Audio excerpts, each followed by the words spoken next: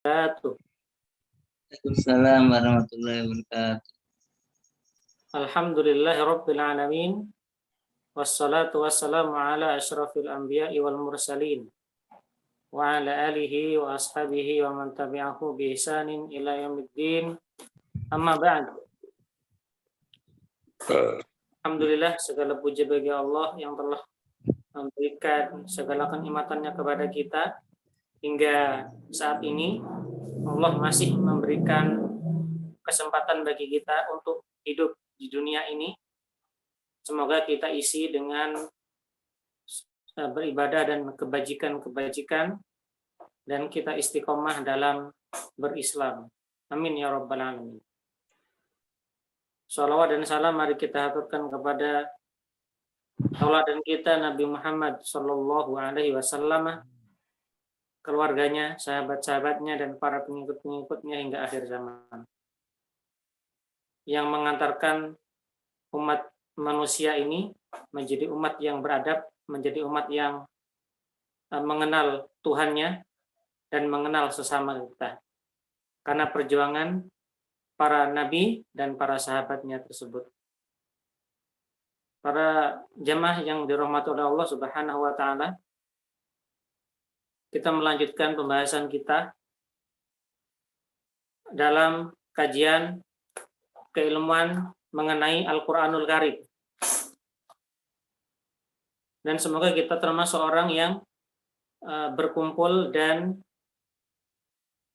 menjadi ahlul Quran, yaitu menjadi orang yang terbaik di antara kita. Khairukum man ta'allamal Qur'ana wa 'allamahu. Sebaik-baik kalian adalah yang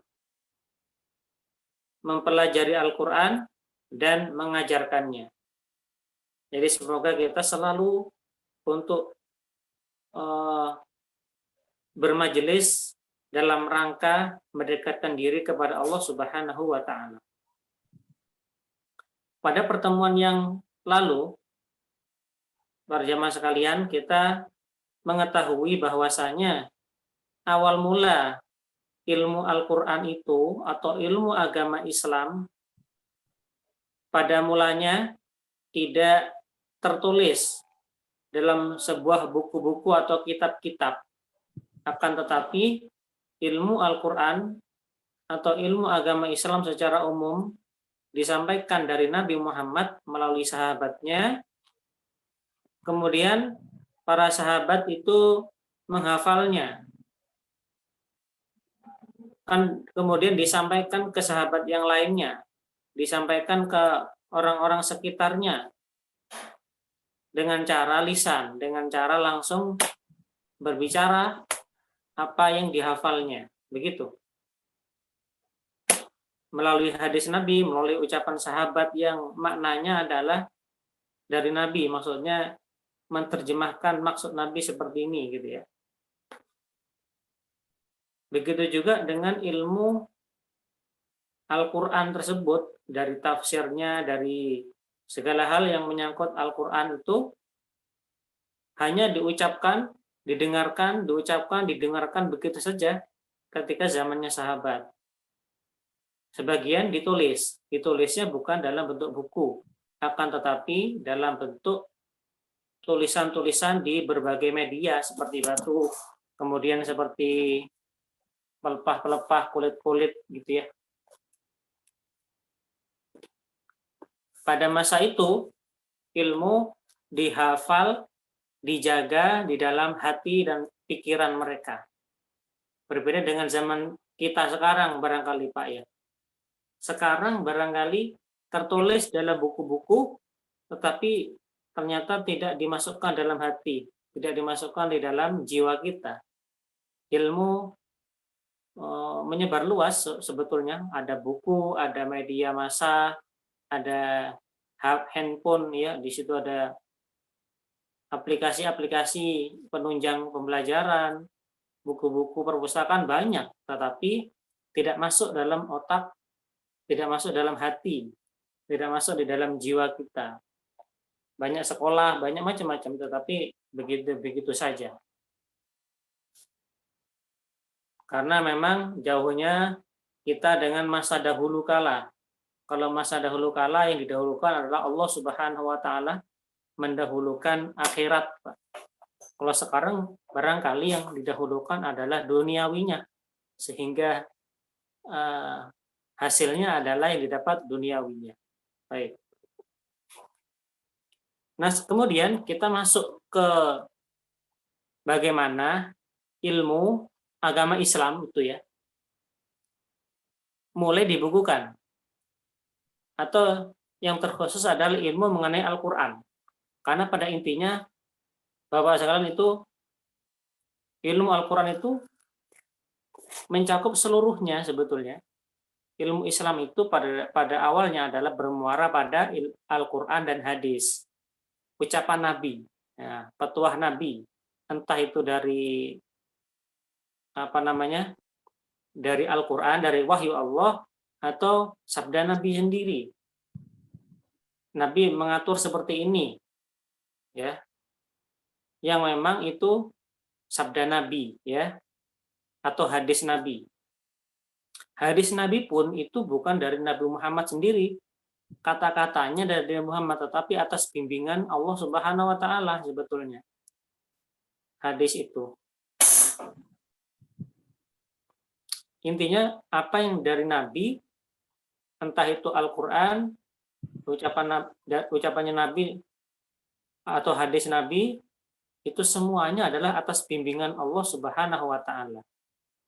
Terkhusus Al-Qur'an itu lafaz dan maknanya itu dari Allah Subhanahu wa taala. Sedangkan hadis itu lafaznya dari Nabi. Tapi pada intinya atas bimbingan Allah Subhanahu wa taala, Nabi mengatakan sabda hadis-hadisnya begitu ya. Nah, intinya pada masa sahabat ilmu tentang Al-Qur'an itu masih sebatas ucapan dan didengarkan begitu, disampaikan melalui lisan, melalui mulut ke mulut begitu, Pak.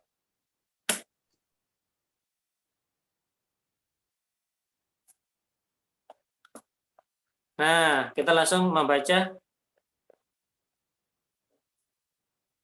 Terdengar, Pak ya?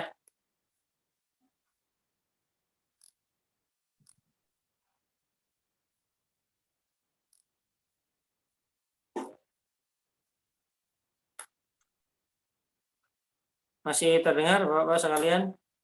Terdengar, Ustadz. Nah. Ja'a asrut tadwini fil qarni tsani.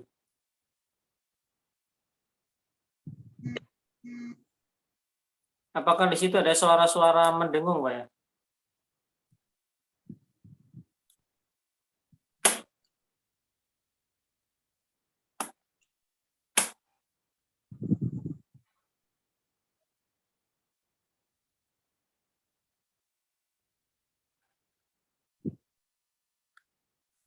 Ja'a asrut tadwini fil qarni tsani.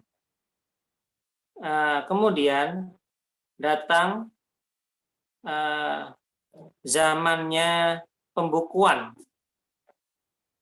fil qarni tsani di abad kedua Hijriah. Di abad kedua Hijriah inilah Bapak-bapak sekalian, kemudian ilmu Al-Qur'an tersebut dibukukan, dijadikan disimpan di dalam lembaran-lembaran atau dibukukan, dicetak dalam bentuk buku. Itu pada abad kedua Hijriah. Abad kedua Hijriah itu ya 100 Hijriah sampai 200 Hijriah. Itu abad kedua. Wa bada'a tadwinul hadisi, dan dimulai dengan pembukuan hadis.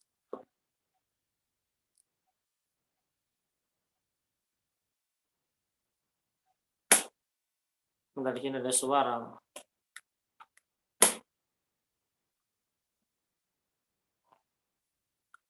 Bi abwabihi al-mutanawwi'ati, dengan bab-bab yang bermacam-macam. Jadi pertama itu dimulai pembukuan hadis dengan bab-bab yang bermacam-macam. Jadi hadis itu Pak, pembahasannya bermacam-macam, mulai dari adab ada, mulai dari hukum ada, mulai dari apa lagi? Doa-doa, bacaan-bacaan itu semuanya dari hadis. Nah, wa yashmalu dzalika, dan buku-buku hadis itu mencakup ma yata'allaqu bitafsir, mencakup juga ilmu tafsir gitu.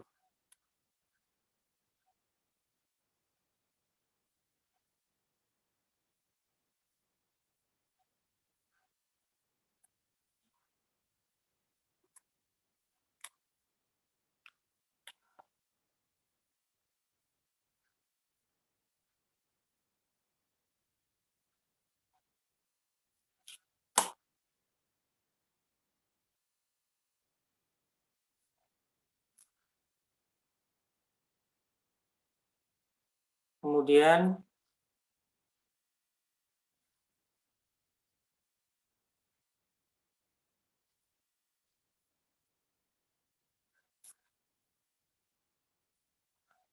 maaf Pak ya. Langsung saya baca di bukunya Pak ya. Masih mendengarkan ya? Masih Ustaz.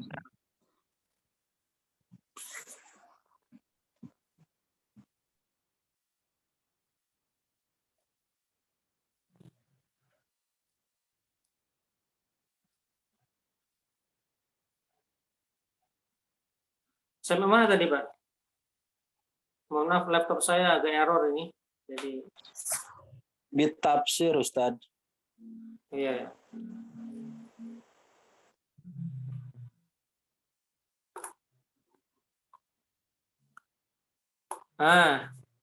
Dan buku-buku hadis tersebut mencakup tafsir juga.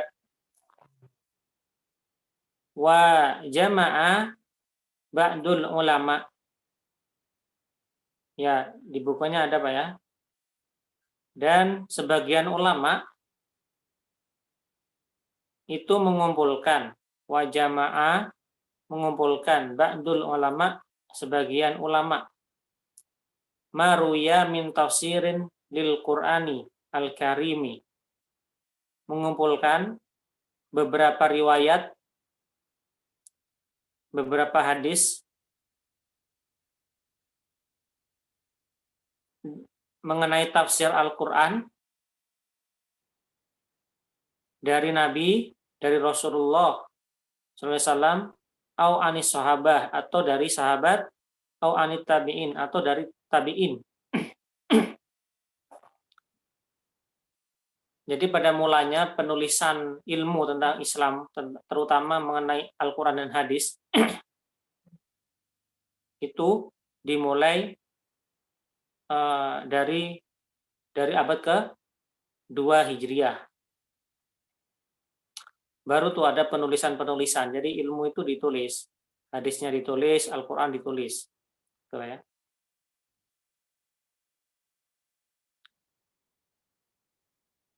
Kemudian menyandarkan apa yang ditulis itu dari Nabi dan dari sahabat dan dari tabi'in. Gitu. Wastahara minhum, dan ulama yang mencatat itu, yang punya karya, punya buku, punya kitab tentang Al-Quran, tentang hadis,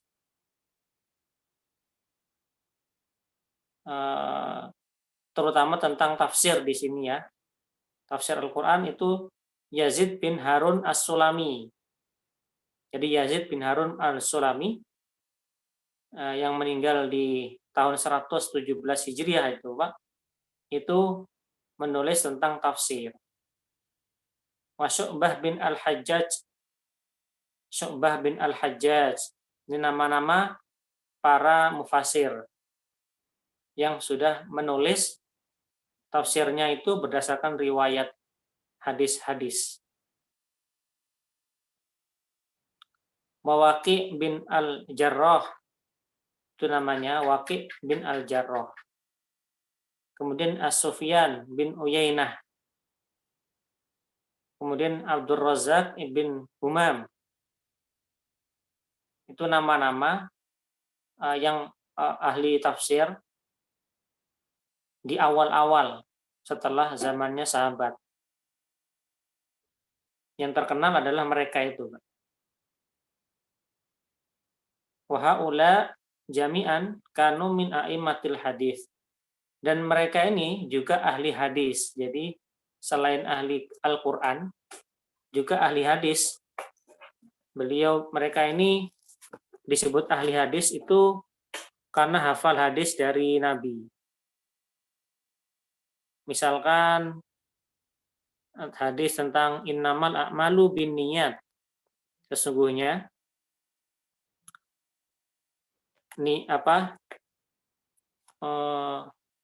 segala perbuatan itu dari niat, tergantung niatnya, misalkan begitu. Nah, mereka hafal sanadnya. Dari siapa ini kata-katanya? Oh, dari guru saya. Guru saya dari ini, gurunya dari ini. Kemudian terakhir dari Umar bin Khattab. Umar bin Khattab dari siapa? Kata-kata innamal a'malu binniyat dari siapa? Umar bin Khattab mendengar Rasulullah. Nah, gitu kan. Berarti nyambung itu kan. Berarti ini benar ini ucapan Nabi. Dan kita ikuti, kita amalkan. Nah, yang ahli tafsir dulu juga sebagai ahli hadis. Itu, Pak.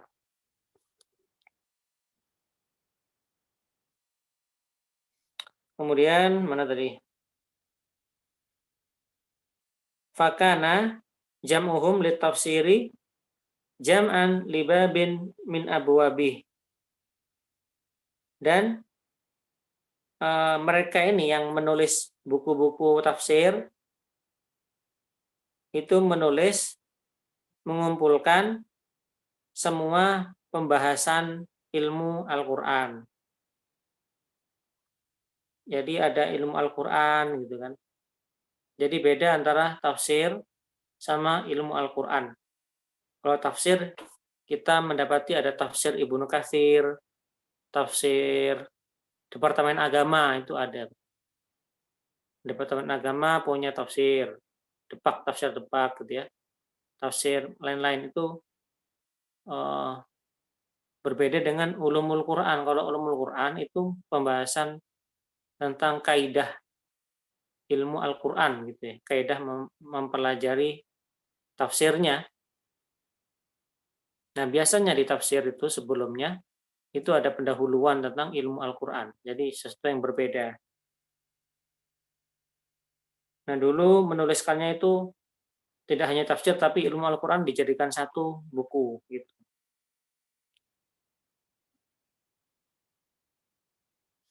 Walam yasilna min tafasirihim syai'un maktubun siwa maktutoh. Tafsir Abdul Razak bin Abdul Humam.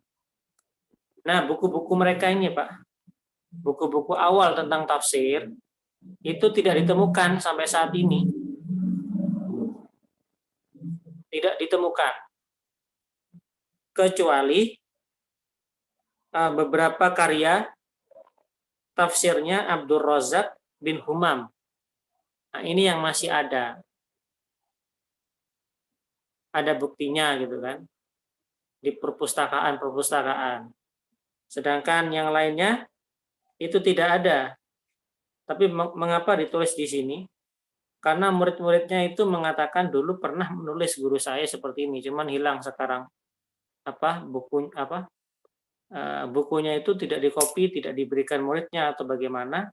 Atau muridnya itu kemudian tidak punya murid yang banyak sehingga bukunya tersebut tidak diajarkan lagi dan tidak berkembang.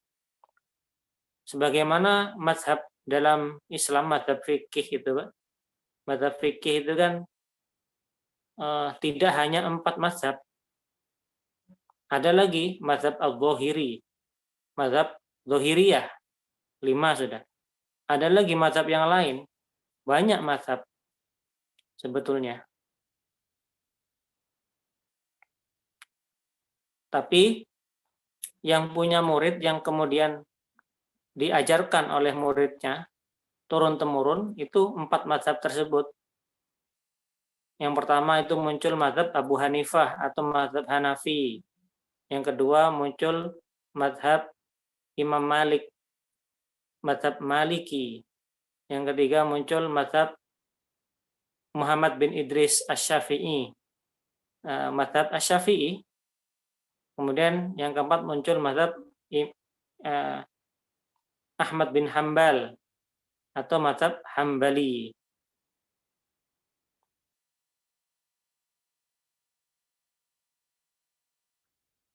Itu mazhab di dalam fikih gitu ya. Itu karena kenapa sampai sekarang ada? Karena diajarkan oleh murid-muridnya dan dikembangkan lagi dengan nulis-nulis buku-buku gitu Pak ya. Jadi mazhab itu sebetulnya banyak, tidak hanya 4, banyak pokoknya. Ada mazhab sahabat, mazhab Ibnu Abbas, mazhab lain-lain itu berbeda. Mazhab Aisyah dengan Umar misalkan ada perbedaan, tapi hanya 1-2 saja.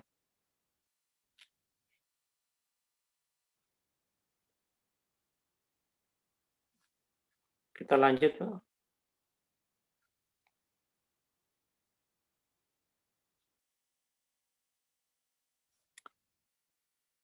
Wa haula jami'an kanu ya udah nih. Tsumma nahjahum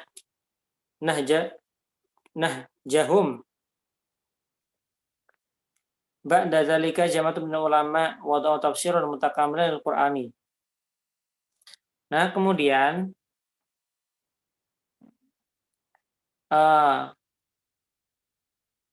terkumpullah setelah itu para ulama mengumpulkan dan menulis tafsir secara lengkap. Kalau yang tadi tafsirnya itu tidak lengkap, tidak berurutan. Tetapi sekarang ini kemudian muncul setelah itu, zamannya itu ya, murid-muridnya diteruskan menulis tafsir yang lengkap sesuai dengan tertib ayat dan surat. Tafsir mulai dari Al-Fatihah sampai dengan An-Nas begitu, Pak. Kalau sebelum penulisan tafsir secara urut dari Al-Fatihah sampai An-Nas, sebelumnya adalah menulis tafsir sesuai turunnya ayat. Al-Alaq dulu dibahas, kemudian turun berikutnya apa dibahas, begitu. Tafsirnya itu belum sistematis dari Al-Fatihah sampai An-Nas, sebelum pada masa awalnya begitu. Baru kemudian tafsir Al-Quran itu disistematiskan atau diurutkan sesuai tertib ayat. Tertib ayat itu ya sesuai Nabi menyuruh atau membacanya seperti itu, dari Al-Fatihah, Al-Baqarah, Ali Imran, seterusnya itu sampai An-Nas. Nah, sedangkan turunnya ayat itu beda. Al-Alaq dulu, kemudian Al-Mudaththir, dan seterusnya.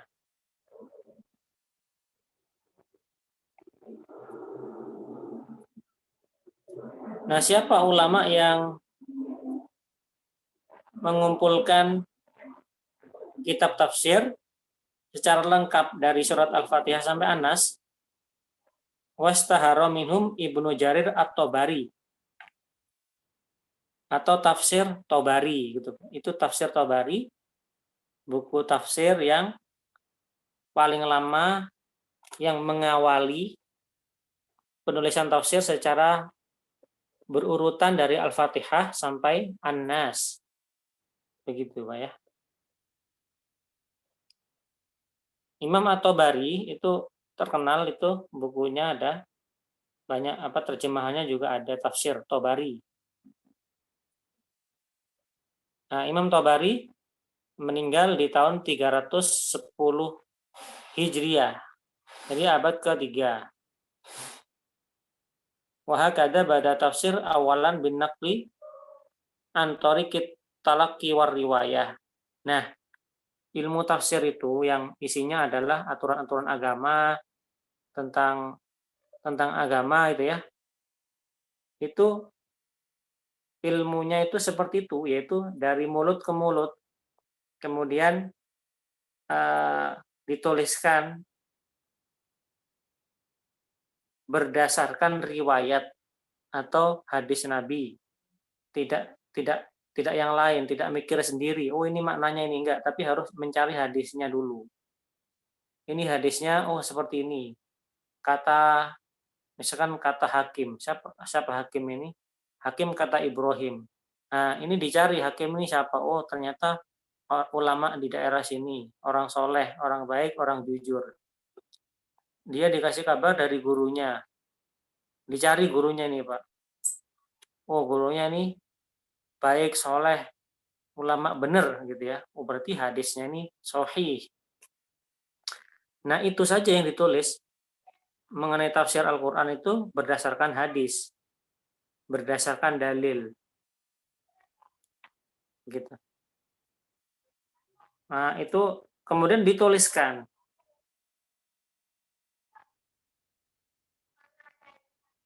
Wa hakadha bada tafsir awalan bin naqli an tariqit talaqqi war riwayah. Tsumma kana tadwinuhu ala annahu babun min abwabil hadis. Tsumma duwina ala istiqlali wan firad. Kemudian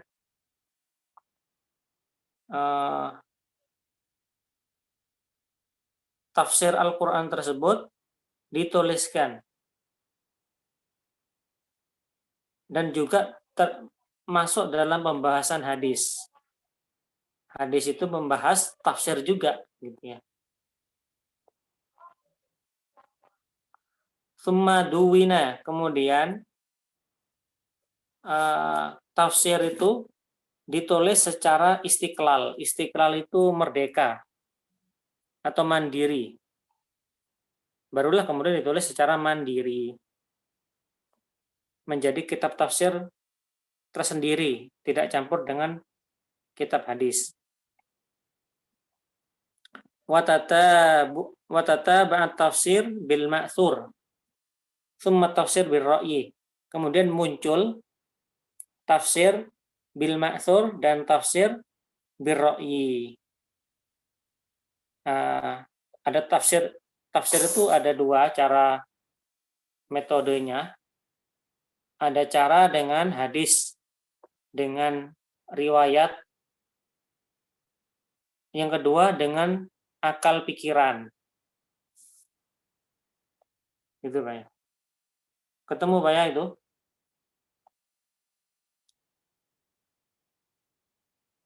Jadi mentafsirkan itu harus dengan riwayat hadis dari hadis Nabi atau ayat yang lain yang menjelaskan ayat tersebut.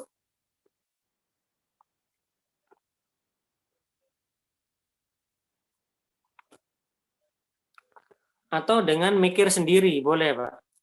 Kita mentafsirkan ayat Al-Quran nih. Qul huwallahu ahad. Katakanlah Allah itu Maha Esa. Kita tafsirkan gimana? Ini maksudnya bagaimana? Surat Al-Ikhlas itu gimana sih maksudnya? Pertama kita mencari hadisnya nih. Hadis yang menjelaskan tentang surat Al-Ikhlas itu Pak, caranya mentafsirkan. Oh, ternyata hadisnya adalah begini-begini. Itu namanya tafsir dengan cara bil ma'thur. Jadi dia mentafsirkan, tetapi landasannya adalah dengan dalil Al-Quran atau hadis Nabi.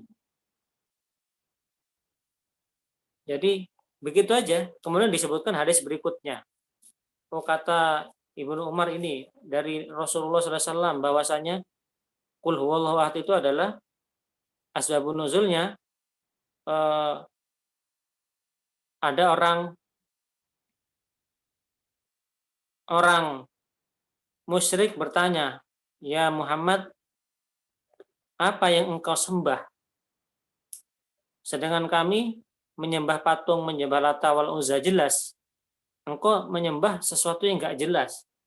Mana Tuhanmu? Bagaimana Tuhanmu? Gambarkanlah kepada kami." Maka turunlah surat Al-Ikhlas tersebut. Wahai Muhammad, Allah berfirman, "Kul," katakanlah, "Huwallahu ahad." Allah itu esa atau satu. Nah, muncullah kemudian ayat tersebut. Nah, itu berdasarkan hadis tadi. Menjelaskan suatu ayat dengan hadis atau dengan ucapan sahabat atau dengan Al-Quran itu sendiri, ayat yang lain, itu namanya tafsir dengan cara bil ma'thur.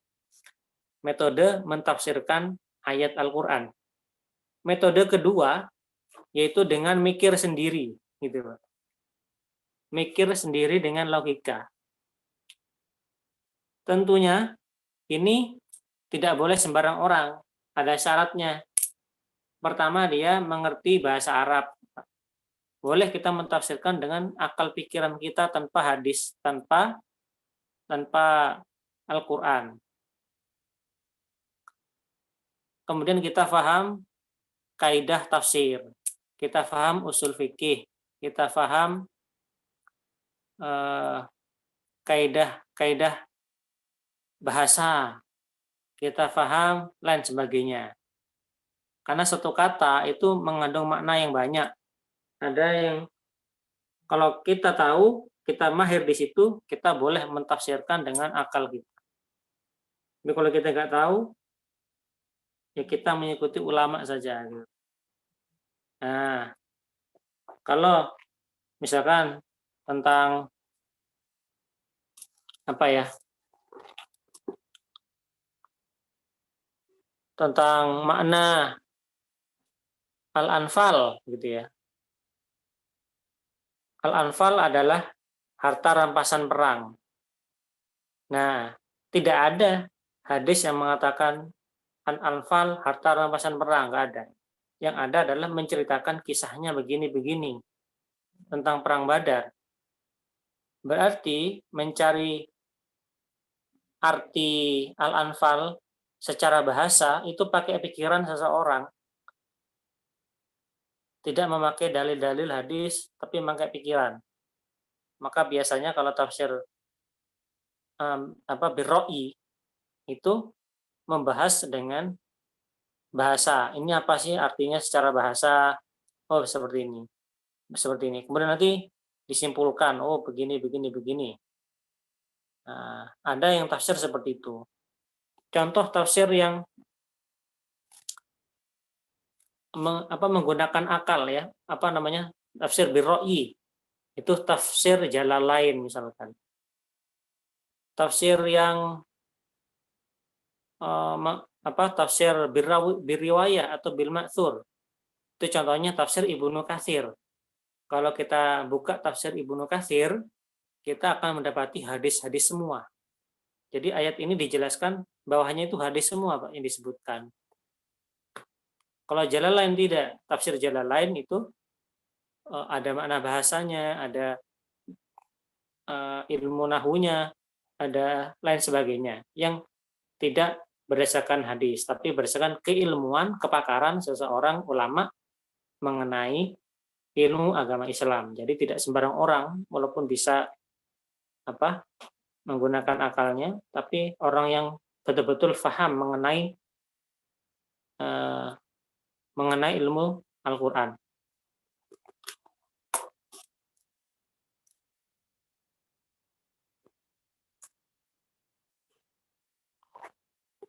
Ya, kita lanjut Pak, baca lagi.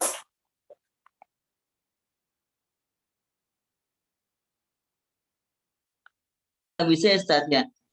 Hah? Screen-nya. Ya, ini saya mencoba masuk kembali Pak. Ya. Langsung ya. Wa bi'izai ilmi tafsir. Nah, di bidang ilmu tafsir, karena ta'lif al-maudu'i fi maudu'atin tattasilu bil Qur'ani wala yustaqdal mufassir anha. Dalam bidang ilmu tafsir, bahwasanya penulisan itu ya,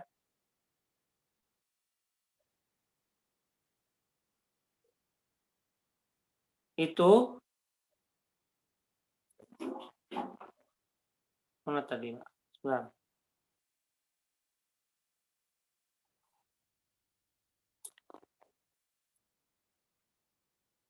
Belum kelihatan, Pak.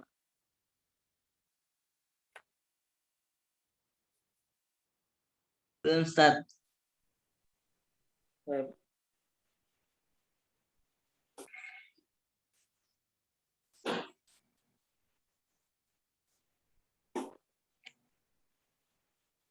Ya. Nah, setelah itu muncul kembali dalam bidang ilmu tafsir pembahasan secara tematik. Jadi nanti dipecah lagi ilmu tafsir itu. Yang berkaitan dengan Al-Qur'an yang sangat penting. Nanti ada ilmu tentang asbabun nuzul. Nah, nanti dipisah sendiri, ada bukunya sendiri. Sebab-sebab turunnya Al-Qur'an itu ada sendiri. Kemudian ilmu tentang Makki dan Madani. Al-Quran yang turun di Mekah dan turun di Madinah itu apa saja. Kemudian ilmu tentang tulisan. Itu bukunya sudah mulai dipisah-pisah. Pada awalnya itu semua digabung. Kemudian dipisah-pisah. Ada ilmu-ilmu tertentu gitu. Padahal itu ilmu Al-Quran, tapi sudah mulai banyak nih. Sudah mulai banyak cabangnya. Semakin meluas ilmunya.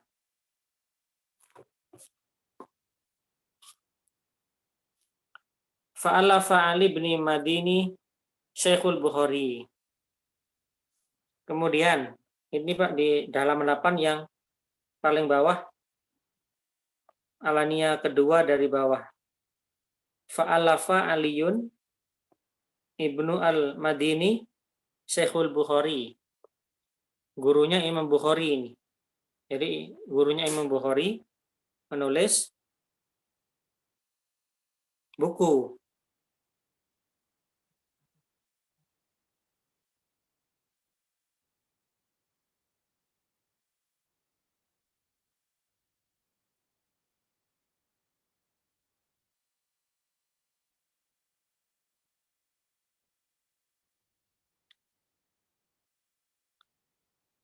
Imam Bukhari, gurunya Imam Bukhari menulis buku tentang asbabun nuzul. Kemudian ada tentang kiroat. Yang menulis adalah Abu Ubaid Al-Qasim Ibnu Salam. Itu yang paling bawah, alinea paling bawah. Halaman 8, Pak ya.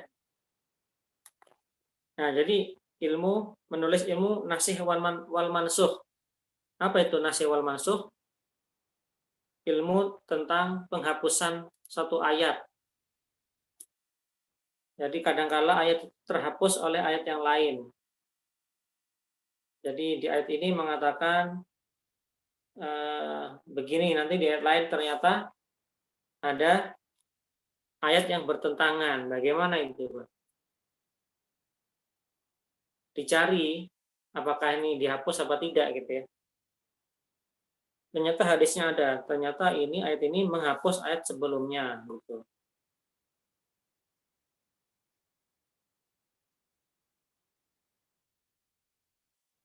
Kemudian para penulis-penulis ilmu Al-Qur'an adalah Ibnu Qutaibah gitu ya, di halaman 9. Kemudian Muhammad bin Khalaf, Abu Bakar Muhammad bin Qasim. Nah, itu banyak menulis ilmu tentang Al-Quran di bidang-bidangnya. Langsung yang tengah tuh, wa haula'i min ulamil qarni rabi. Dan mereka itu adalah orang-orang para ulama di zaman abad ke-4 Hijriah. Nah, mulai abad ke-400-an.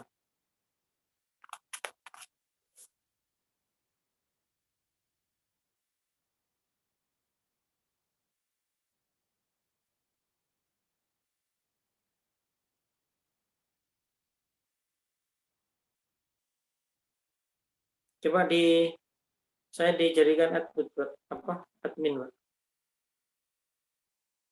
Yang baru masuk itu, yang nggak ada gambarnya.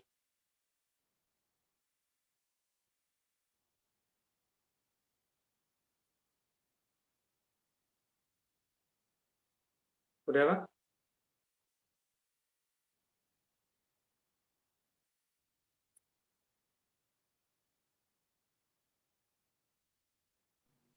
Sudah Ustaz. Udah.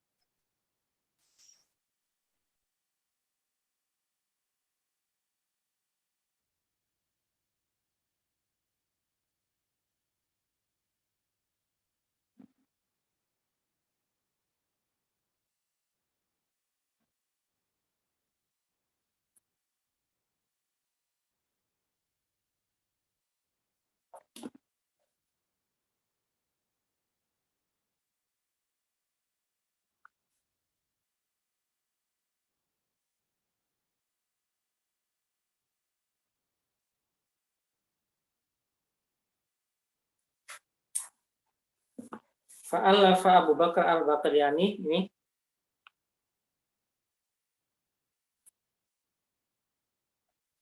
Pak ya.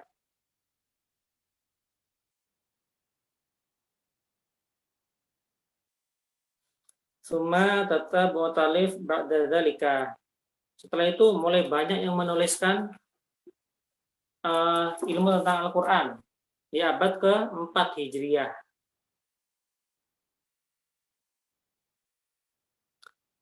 Abu Bakar al-Baqillani ini menulis tentang ijazul Quran, kemukjizatan Al-Quran. Al-Quran kan mukjizat, Pak. Mukjizatnya itu di mana? Sedangkan Nabi Musa mukjizatnya adalah tongkat jadi ular. Tongkat bisa membelah laut. Nabi Muhammad salah satunya adalah mukjizatnya Al-Quran. Nah, ini yang biasanya paling sulit untuk dipelajari. Bahwa Al-Quran itu adalah mukjizat. Nah, di sini ada keilmuan tersendiri bahwa Al-Quran itu betul-betul mukjizat. Kenapa? Pertama begini, Pak. Nabi Muhammad itu dan masyarakat Arab itu adalah ummiyun, tidak bisa membaca dan menulis. Tetapi Al-Quran itu melalui lisan Nabi Muhammad. Bahasanya sangat indah, bagus. Artinya ajaib berarti kan. Nah, dari lisan Nabi terciptalah Al-Quranul Karim. Dari Allah, dari wahyu. Kemudian bisa serapi itu. Indah dan diakui oleh para sastrawan Arab ketika dahulu kala. Hikmahnya lagi, kenapa Nabi Muhammad adalah ummi, tidak bisa membaca dan menulis. Sekarang tidak bisa orang-orang Barat, orang-orang orientalis, orang kufar itu mengklaim bahwa Al-Quran itu adalah dari tulisannya Nabi Muhammad. tidak bisa karena Nabi Muhammad tidak bisa baca tulis. Jadi orang-orang kufar, orang-orang kafir tidak bisa tidak bisa menjatuhkan Al-Quran bahwa Al-Quran ini adalah karya manusia. Tidak bisa karena itu betul dari Allah Subhanahu wa taala gitu kan, melalui lisan Nabi Muhammad sallallahu alaihi wasallam. Gitu. Ini menulis tentang itu. Kemudian nanti ini semua pembahasan mengenai Al-Quran ditulis para ulama-ulama nih sampai sini. Banyak nih. Kita langsung sini. Kemudian muncul buku lagi. Satu buku yang mencakup semuanya. Ini langsung saya terangkan saja Pak ya. Menyangkut semua ilmu.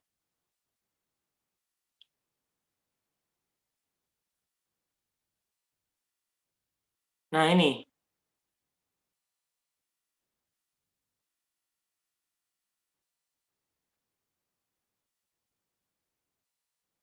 Nah ini adalah kitab.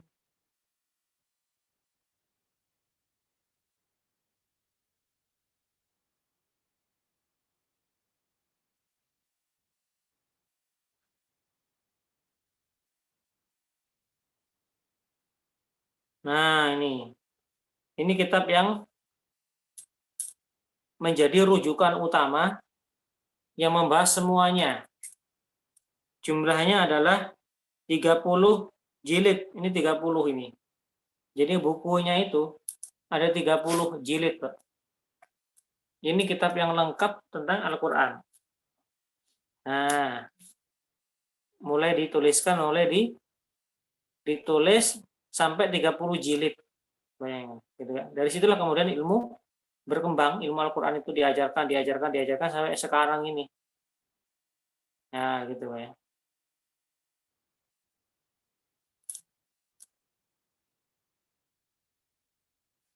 Nah, lanjut lagi.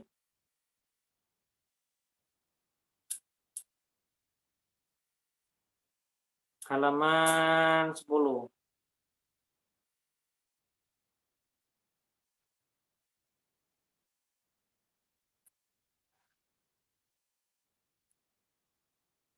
Nah, kemudian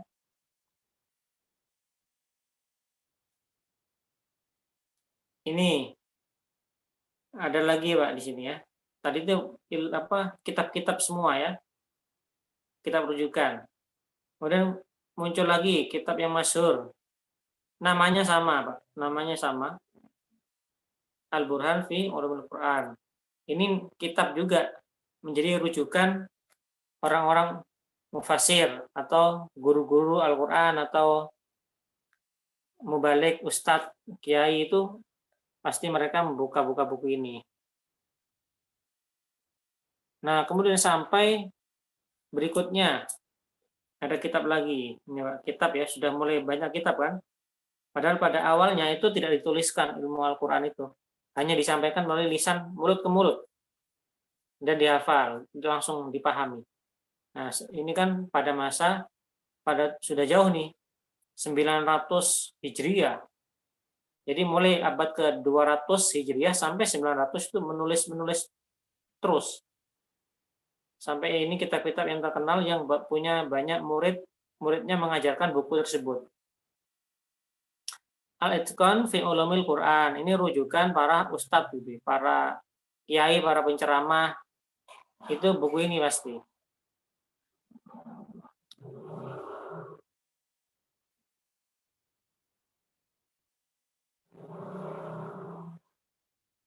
Ya, mungkin sampai situ dulu Pak ya. Mengenai penulisan tentang ilmu Al-Quran.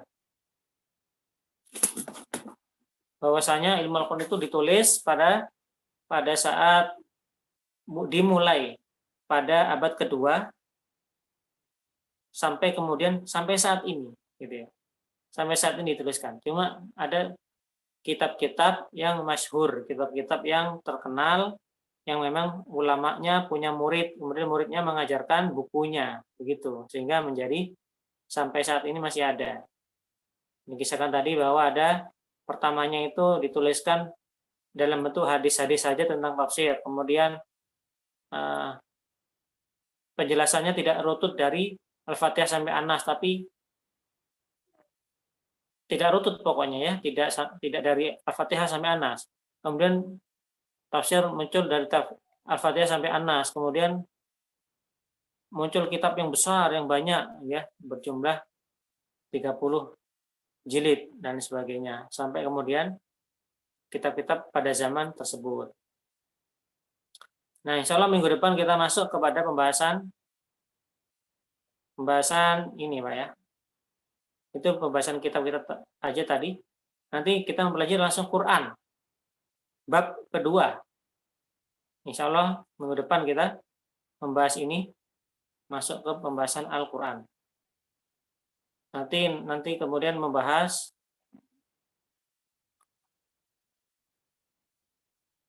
pengertian Al-Quran itu apa sih? Apakah bacaan atau apa gitu ya? Kemudian nanti membahas mengenai nama-nama Al-Quran. Nama-namanya apa aja? Kemudian nanti membahas perbedaan antara Al-Quran dan hadis. Perbedaan antara hadis qudsi dan hadis nabawi. Itu apa? Jadi perbedaan antara Al-Quran dan hadis itu apa sih? Begitu. Insya Allah berikutnya Pak ya. Sementara cukup sekian saja. Saya cukupkan dulu. Wassalamualaikum warahmatullahi wabarakatuh. Waalaikumsalam warahmatullahi wabarakatuh. Waalaikumsalam warahmatullahi wabarakatuh. Jika bertanya silakan Pak ya. 5 menit sampai 10 menit.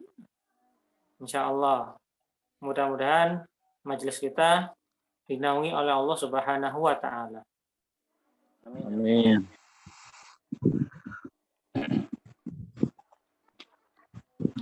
Assalamualaikum warahmatullahi wabarakatuh, Ustaz. Apa mau tanya nih? Ini dalam penafsiran itu kan ada bil mansur sama bil rawi ya. Sama hadis sama akal kita gitu kan. Nah, ada nggak yang penggabungan antara metode keduanya itu? Kan yang kita tahu kan cuma ada satu-satu ya, antara hadis sama akal gitu kan. Ini tafsirnya itu digabung gitu kan, kedua-duanya. Ada nggak seperti itu? Terima kasih. Assalamualaikum warahmatullahi wabarakatuh. Waalaikumsalam warahmatullahi wabarakatuh.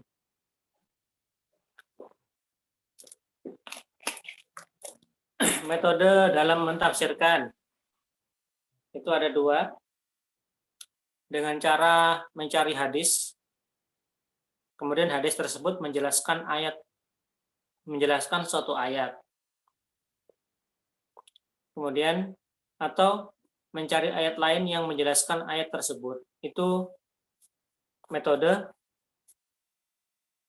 bil ma'thur, metode tafsir yang dengan dalil Al-Quran atau hadis.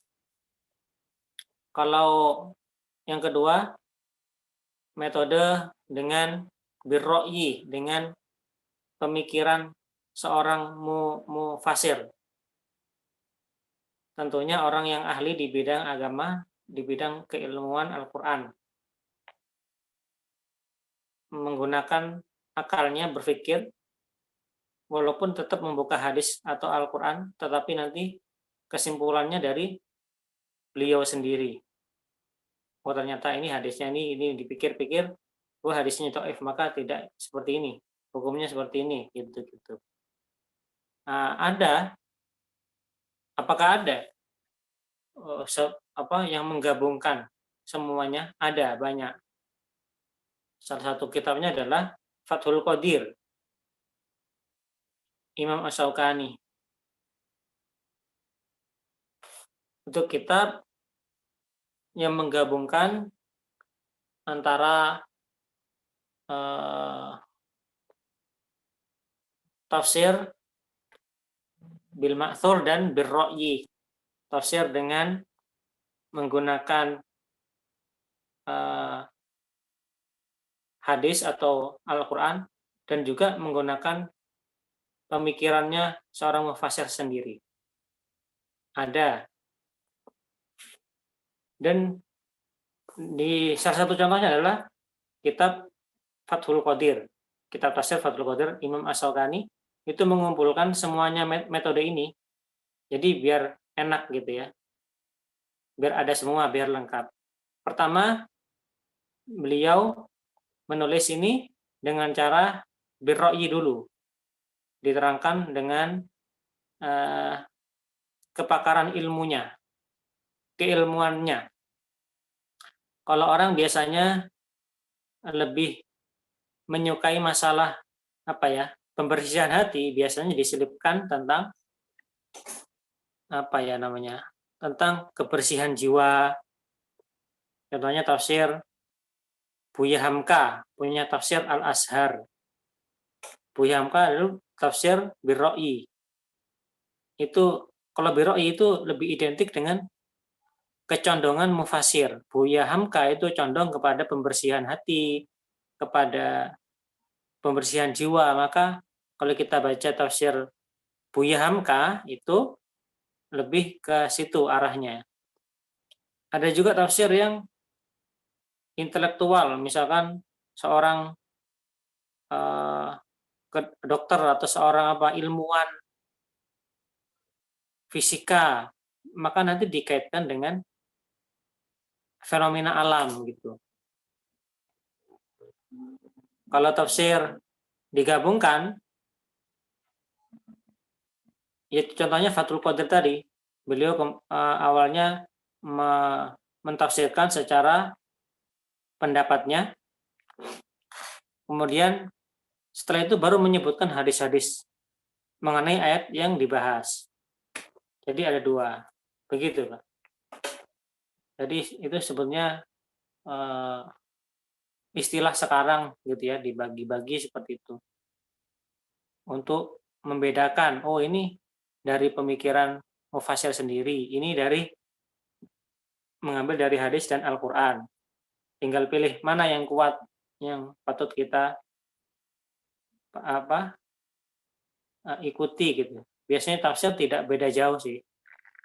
Yang banyak perbedaan adalah masalah fikih biasanya. Kalau tafsir biasanya sama-sama, mengerucutnya sama maknanya.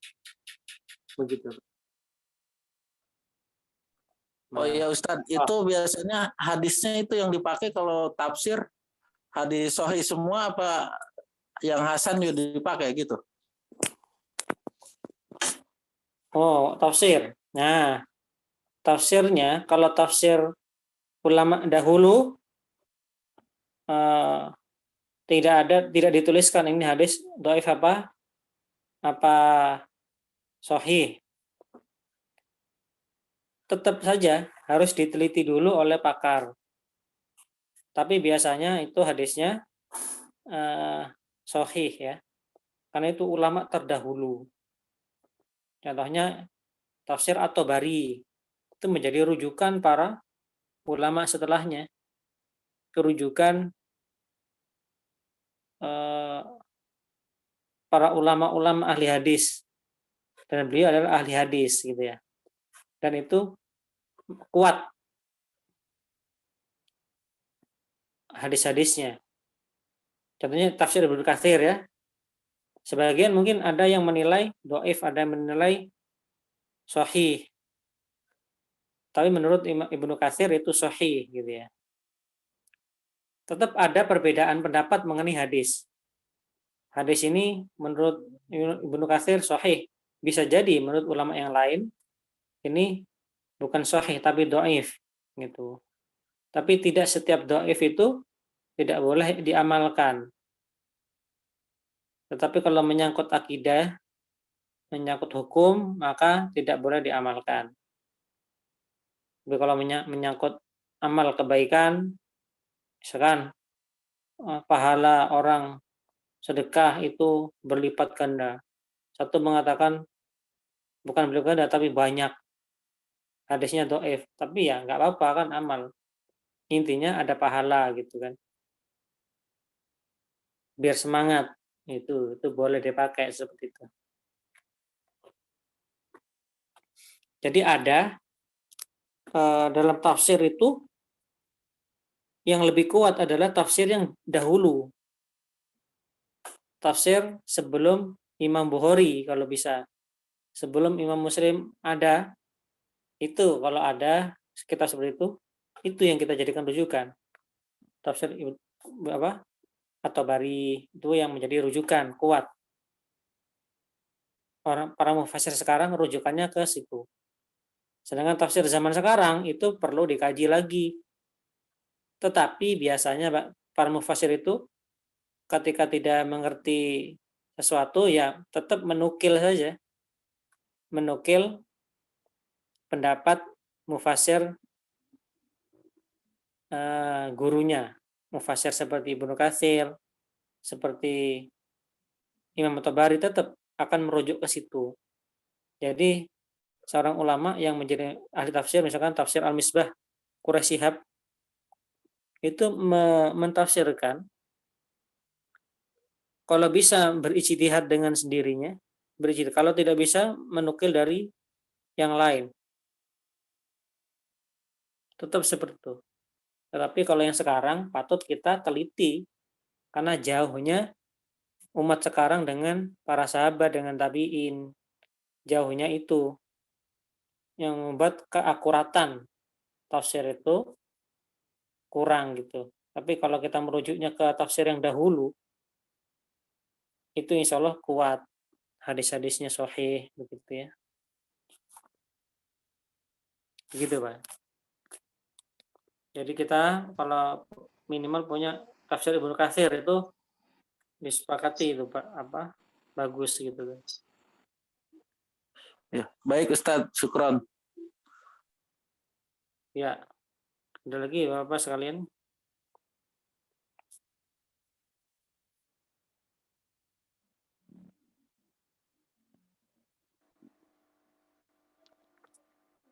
Ada lagi Bapak? Ya, Assalamualaikum Ustaz. Ya, tafadhol. Baik Ustaz, mau tanya Ustaz. Dalam sejarah keilmuan Islam itu Ustaz ya. Ya. Itu dimulai mungkin penyusunan kitab-kitab di luar Al-Quran, artinya kan mungkin di masa-masa sahabat mungkin baru sampai mungkin pembukuan Al-Quran gitu ya. Nah sedangkan mungkin untuk ilmu-ilmu lain gitu itu dimulai di masa tabi'in atau di masa tabi'in Ustaz.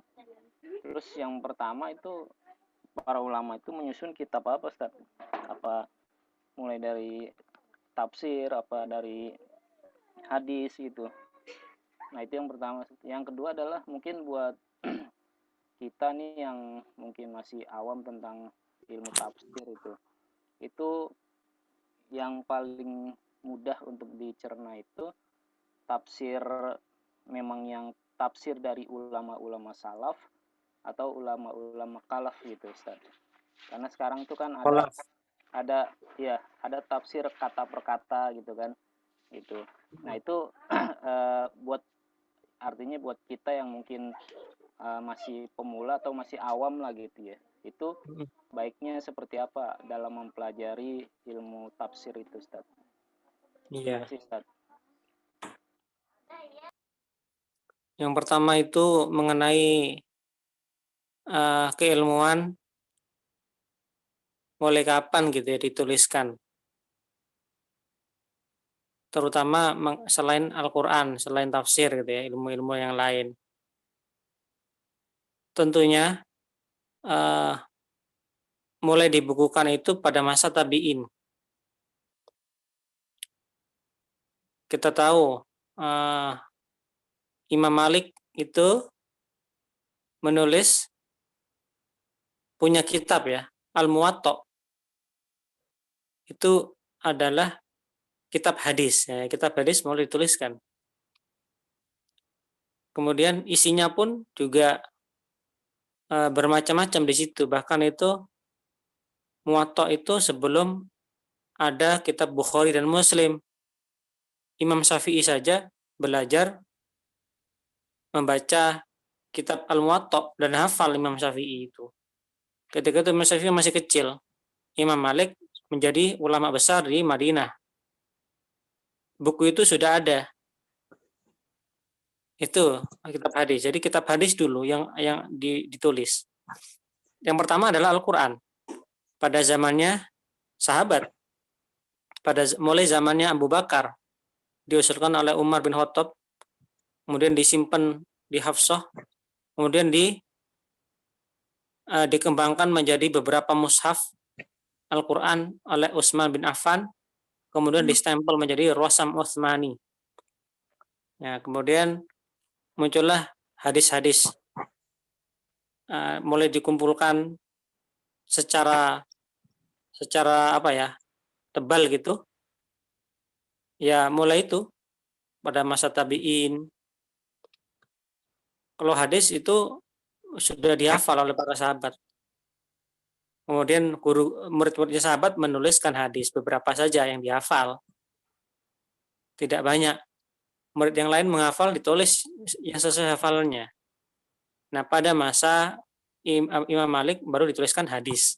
Itu yang pertama kali dalam bidang hadis adalah Muwatta. Kemudian muncullah murid-muridnya Imam Syafi'i punya hadis yang berbaur dengan mazhab beliau. Kemudian muncullah Sahih Bukhari, Sahih Muslim, begitu. Para ulama sepakat Bukhari Muslim itu kitab sahih semua. Nah, kemudian pada masa Ali bin Abi Thalib itu muncul ilmu nahwu, kaidah-kaidah nahwu. Nah, pada masa tabi'in itulah kemudian berkembang ilmu yang lain juga, termasuk Al-Qur'an, termasuk yang lainnya merembet-rembet pada sirah, sejarah. Tapi pada awalnya yang pertama kali adalah Al-Qur'an, kemudian hadis. Dari hadis kemudian nanti tafsir. Kemudian ilmu yang lainnya. Tidak tahu mulai kapan pasnya ilmu tentang yang lain, ilmu agama tentang yang lain itu mulai muncul. Karena pada dasarnya ilmu agama itu sudah termaktub dalam ilmu Al-Quran dan hadis. Di situ, cuma nanti diramu menjadi ilmu usul fikih, menjadi fikih dan sebagainya. Nah, pada masa tabi'in, kemudian tabi'in, kemudian muncul ilmu-ilmu fikih dan sebagainya. Imam Syafi'i menulis mazhab yang pertama. Jadi Imam Syafi'i kan punya dua mazhab sebetulnya. Mazhab pertama di Irak itu mazhab yang pertama Qaulul Qadim. Berbeda jauh, hampir sama dengan mazhab Maliki. Setelah Imam Syafi'i pindah ke Mesir, kemudian berubah mazhabnya seperti yang sekarang. Seperti yang sekarang gitu. Bukan di Indonesia ya, secara umum. Dalam mazhab Syafi'i pun ada perbedaan. Contohnya cadar. Mazhab Syafi'i itu perempuan bercadar. Kita dapati di Yaman, di Mesir itu bercadar mazhab Syafi'i. Di Indonesia tidak. Sebagian ada yang bercadar. Para kalangan habaib itu mazhabnya Syafi'i, tapi istri anaknya bercadar. Pada dasarnya seperti itu. Jadi ada perbedaan dalam mazhab pun ada. Muncullah kemudian ilmu-ilmu yang lain berkembang ketika masa Abbasiyah. Tapi ketika itu nanti hancur itu Abbasiyah, dibasmi oleh perang salib, bangsa Mongol. Ilmunya sudah mulai pada ilmu matematika, fisika, kedokteran itu dituliskan.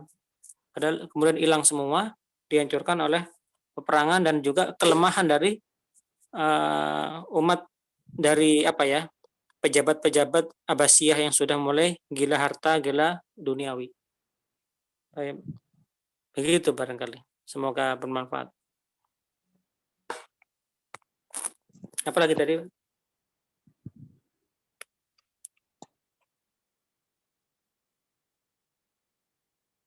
Tadi apalagi selain itu? Ini Ustaz tentang mempelajari tafsir Ustaz. Yang mudah. Yang mudah buat orang awam lah gitu Ustaz. Oh, kalau sebetulnya ya, kalau kita ingin baca-baca itu tafsir Al-Muyassar, ringkasan tafsir itu paling mudah. Setelah kita punya itu, kita baca tafsir Ibnu Katsir. Sebetulnya mudah, tapi tidak akan mudah kalau tidak membaca tafsir Al-Muyassar, ringkasan tafsir. Ada tafsir, ringkasan tafsir apa? Banyak itu ringkasan tafsir orang-orang yang sekarang.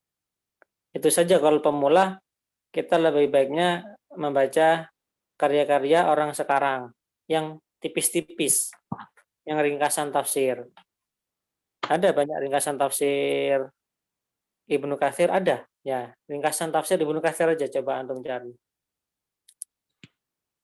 Kalau Katsir banyak itu. Ringkasan tafsir Ibnu Katsir. Ringkasan tafsir Tobari. Ya, ringkasan-ringkasan dulu. Intinya itu. Nah, kalau sudah baca baru yang tafsir yang itu. Intinya kita sudah satu buku sudah baca. Atau kalau lebih mudah lagi datang ke ustadz, ke syekh, ke kiai atau ke guru yang di situ dibuka tentang kajian tafsir. Di situ belajar, tapi kita harus tahu gurunya ya. Dan jangan pergi dulu sebelum selesai itu satu Quran tafsirnya. Kebanyakan kan kita berguru kemudian ya asal-asalan gitu, datang kemudian ini, tapi betul ngikutin dari awal. Itu gimana cara mengetahui guru? Kita harus tahu betul akhlaknya dari mana, kemudian belajarnya di mana, bagaimana belajarnya, kepada siapa, begitu. Begitu. Jadi ilmu itu dari guru, bukan yang paling utama ketemu guru.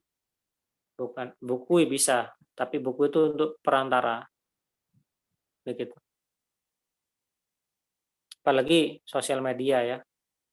Yang nggak jelas, kalau kita ini masih bisa tanya jawab secara langsung sekarang gitu. Kalau di media WA, di Facebook, di YouTube itu akan bingung kita karena berbanyak sekali. Pilih satu dulu gurunya, pelajari, pahami, ikuti, nanti akan terbuka kita keilmuan. Begitu Pak Endra dari Tangerang ya. Sekarang Ustaz, jawabannya Ustaz. Naam. Ada lagi ya Pak? Kita cukupkan sekian ya. Ya Ustaz. Kita tutup dengan berdoa bersama. Allahumma shalli ala Muhammad wa ala ali Muhammad. Allahumma inna nas'aluka salamatan fid din wa afiyatan fil jasadi wa ziyadatan fil ilmi wa barakatan fil rizqi wa thabatan qabla al maut wa rahmatan 'inda al maut wa maghfiratan ba'da al maut. Allahumma hawwin 'alaina fi sakaratil maut wa najata minan nar wal 'afwa 'inda al hisab. Rabbana ighfir lana dhunubana wa liwalidayna warhamhuma kama rabbayana shighara. Rabbana hab lana min azwajina wa dhurriyyatina qurrata a'yun waj'alna lil muttaqina imama. Ya Allah, berikanlah kami perlindungan, berikanlah kami keselamatan, berikanlah kami ampunan-Mu ya Allah, berikanlah keberkahan, keselamatan, dan juga keluarga yang sakinah mawaddah. Kemudian berikanlah kepada kami kebahagiaan dunia dan akhirat. Rabbana atina fid dunya hasanah wa fil akhirati hasanah wa qina adzabannar. Subhanakallahumma wa bihamdika asyhadu an la ilaha illa anta astaghfiruka wa atubu ilaik. Assalamualaikum warahmatullahi wabarakatuh. Waalaikumsalam warahmatullahi wabarakatuh. Jazakallahu khairan katsiran.